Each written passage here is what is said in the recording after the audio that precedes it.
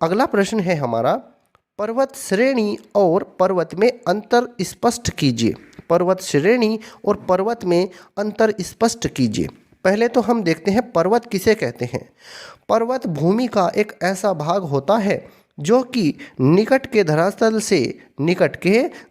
से अत्यधिक ऊंचाई में उठा होता है। पर्वत सीधी चढ़ाई वाला मिट्टी और चट्टानों का उठा भाग होता है। पर्वत ऊपर से नुकीला होता है और जो आसपास का धरातल है उससे ऊपर उठा होता है।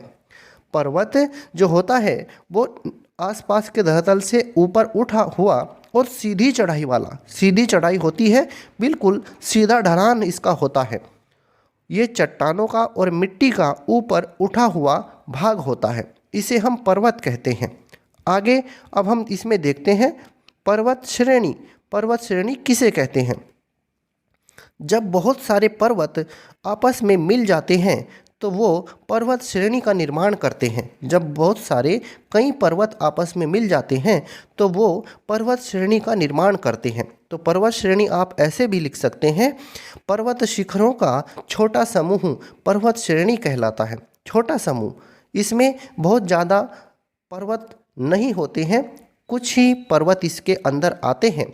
पर्वत श्रेणी मतलब पर्वत शिखरों का छोटा समूह, तो उसको हम कहेंगे पर्वत श्रेणी। या ऐसे समझ लीजिए कई पर्वत मिलकर के पर्वत श्रेणी का निर्माण करेंगे। अब हम बात करते हैं अपने अगले प्रश्न की। प्रश्न 4 है हमारा, सही के सामने सही और गलत के सामने गलत का चिन्ह लगाएं। सही के सामने सही का चिन्ह लगाना है और गलत के सामने गलत का चिन्ह लगाना है। पहला आपके सामने कथन है, आंवले में अनेक बीज होते हैं। तो आंवले में सिर्फ एक ही बीज होता है, तो ये बात बिल्कुल गलत है। आप इसके सामने गलत का निशान लगाएंगे। अच्छे और परिपक्व बीज ही अंकुरित होते हैं। ये बात बिल्कुल सही है। जो खराब बीज होते हैं वो अंकुरित नहीं होते हैं, क्योंकि उनके अंदर का जो भ्रूण होता है वो मर चुका होता है।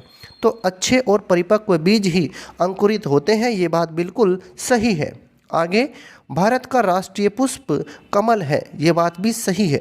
आगे, ग्लोब पर महासागरों को नीले रंग से दिखाया जाता है, ये बात बिल्कुल सही है। ग्लोब पर महासागरों को नीले रंग से दिखाया जाता है और पूरी पृथ्वी के लगभग 71% भाग पर जल का विस्तार है, जल फैला हुआ है। तो ग्लोब पर महासागरों को नीले रंग से दिखाया जाता है, बात बिल्कुल सही है। माउंट एवरेस्ट एंडीज पर्वत पर स्थित है। देखिए माउंट एवरेस्ट जो है ये दुनिया की सबसे ऊंची चोटी है, माउंट एवरेस्ट, और नेपाल में इसे सागर माथा के नाम से जानते हैं।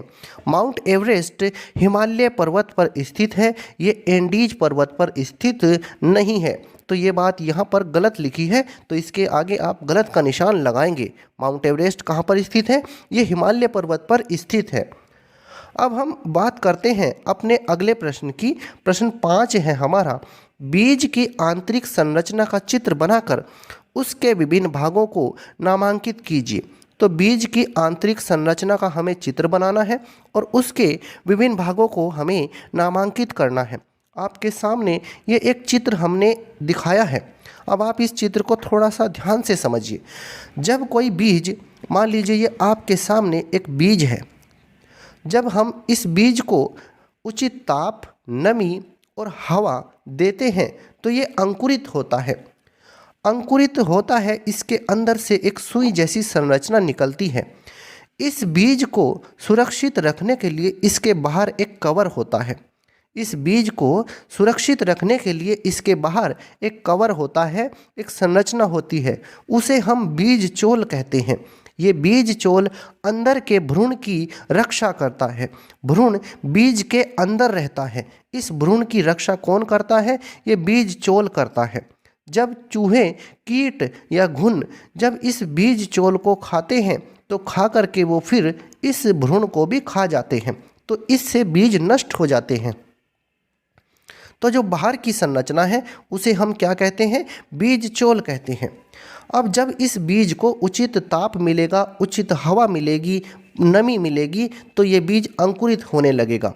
जब ये बीज अंकुरित होगा तो अंकुरित होने के बाद इसके अंदर से सुई जैसी संरचनाएं आपको दिखाई देंगी।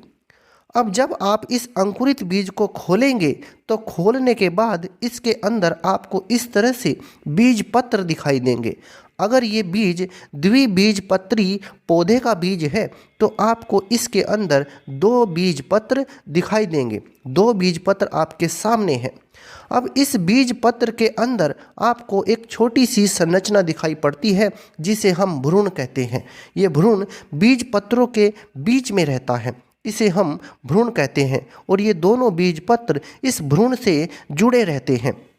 आगे देखिए, अब जब ये बीज आपको द्विबीजपत्री पौधे का बीज जब अंकुरित हो गया है, इसके अंदर भ्रूण है और भ्रूण का जो ऊपरी हिस्सा होता है, जो नुकीला हिस्सा होता है, उसे हम प्रांकुर कहते हैं और बीज का जो नीचे वाला हिस्सा होता है, जो निचला हिस्सा होता है, उसे हम मूलांकुर कहते हैं।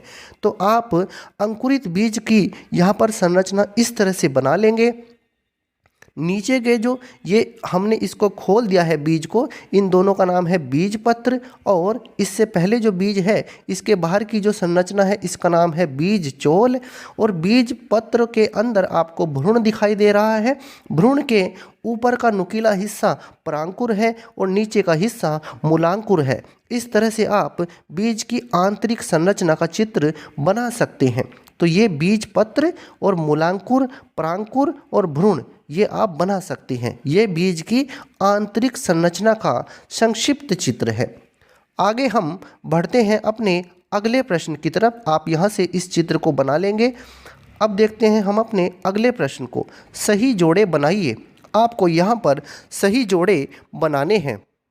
प्रश्न 6 है हमारा।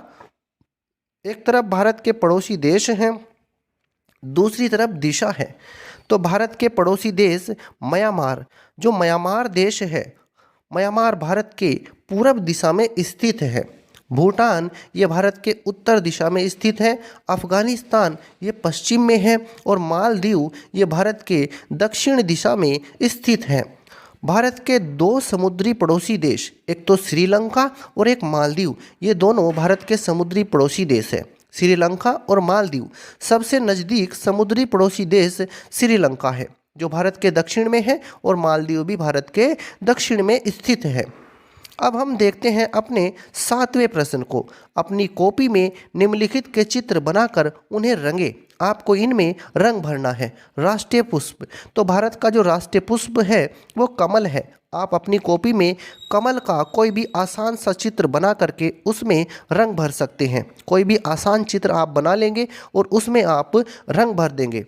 इसके बाद आपको बनाना है राष्ट्रीय ध्वज। हमारा राष्ट्रीय ध्वज तिरंगा झंडा, तो आप अपने प्यारे तिरंगे झंडे का चित्र बनाकर उसमें रंग भरेंगे। अपनी नोटबुक में उसको बनाकर आप उसमें रंग भरेंगे। इसी तरह से आगे आपसे कहा गया है उत्तर प्रदेश का राज पक्षी या उत्तर प्रदेश का राज्य पक्षी क्या है? सारस है। तो आप सारस पक्षी का चित्र बनाएंगे। तो कोई भी आसान सा चित्र आप सारस पक्षी का बनाएंगे। उत्तर प्रदेश का राजकीय पक्षी है सारस। आप सारस का चित्र बनाएंगे। इसकी गर्दन और आँखों पर ये लाल रंग होता है और वैसे ये थोड़ा सा ग्रे कलर का होता है। आप इसका आसान सा चित्र देख करके उसको बनाएंगे। तो ये है उत्तर प्रदेश का राज पक्षी सारस। अब आगे आपसे कहा गया है राष्ट्रीय पक्षी। तो जो भारत का राष्ट्रीय पक्षी है, पूरे भारत का राष्ट्रीय पक्षी मोर है। तो मोर का चित्र आप आसान सा, कोई भी चित्र जो आपको आसान सा लगे उसको आप बना लेंगे। तो भारत का राष्ट्रीय पक्षी मोर है। और आगे अंतिम प्रश्न है इसमें, उत्तर प्रदेश के 18 मंडलों के नाम लिखिए। तो उत्तर प्रदेश में 18 मंडल हैं और 75 ज़िले हैं। तो यहाँ पर 18 मंडलों के नाम आपसे लिखने को कहा गया है। तो हमने यहाँ पर लिख दिए हैं। अलीगढ़ मंडल है, आगरा मंडल, आजमगढ़, प्रयागराज, कानपुर, गोरखपुर, चित्रकूट, झांसी, देवी पाटन, ये 9 हो गए हैं। 9 और हैं। अयोध्या मंडल, बस्ती मंडल, बरेली मंडल, मिर्ज़ापुर मंडल, मुरादाबाद मंडल, मेरठ मंडल, लखनऊ, वाराणसी और सहारनपुर मंडल, ये उत्तर प्रदेश के 18 मंडलों के नाम हैं। तो इस तरह से ये प्रकृति कक्षा 5 के कितना सीखा 4 का हल है। हमने प्रकृति कक्षा 5 के सभी पाठों के सभी कितना सीखा के हल कर दिए हैं। सभी पाठों के हमने वीडियोस बनाए हैं। आप चैनल की प्लेलिस्ट में जाकर सभी वीडियोस को देख सकते हैं और उनसे लाभ उठा सकते हैं। तो अगर आपको यह वीडियो अच्छा लगा है और आपको अगर हमारा प्रयास अच्छा लग रहा है तो कृपया करके वीडियो को लाइक और शेयर करें और कमेंट बॉक्स में अपनी प्रतिक्रिया ज़रूर दें। धन्यवाद।